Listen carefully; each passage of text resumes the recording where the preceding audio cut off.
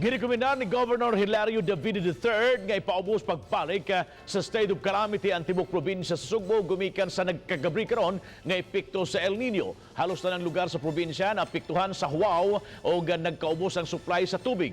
Si Chona Carion sa report.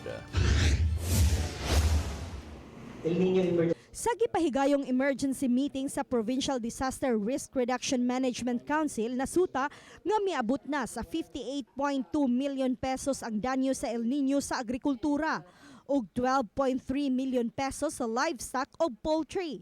Nakasinati na usab ang nagkalain-laing lungsod ug mga dakbayan sa probinsya sa minus nga supply sa tubig. Niadtong May 2015, gideklarar ang Sugbo ubos sa state of calamity ug tungod sa padayong epekto sa Huaw, gusto sa gobernador nga ipadeklarar kini pagbalik.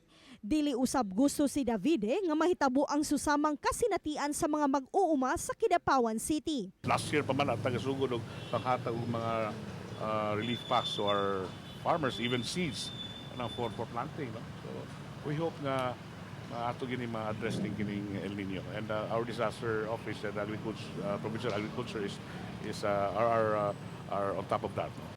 Sa one-year action plan, pagtubag sa epekto sa El Nino, miabot sa 44.2 million pesos ang gigahin alang niini. Diin 2.8 million ang sa provincial agriculture alang sa iapod-apod nga mga binhi ug ang info campaign. 1.4 million alang sa rehabilitasyon sa danyos nga namugna.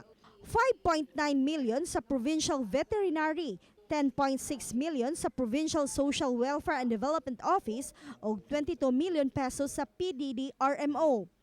Gibana-banang moabot na sa 2,500 ka mga sinakong bugas ang napud-apod sa probinsya sukad ni adtong miaging tuig. Pero atong gisaran mga farmers na doon na sila funds for sa FSTP, no? And doon na po sa atong disaster fund. Ana atong gamitan, ana na to kuaw ng pondo for in the event nga mo-worsening kining El Nino. Chona Carion, Balitang Bisdak.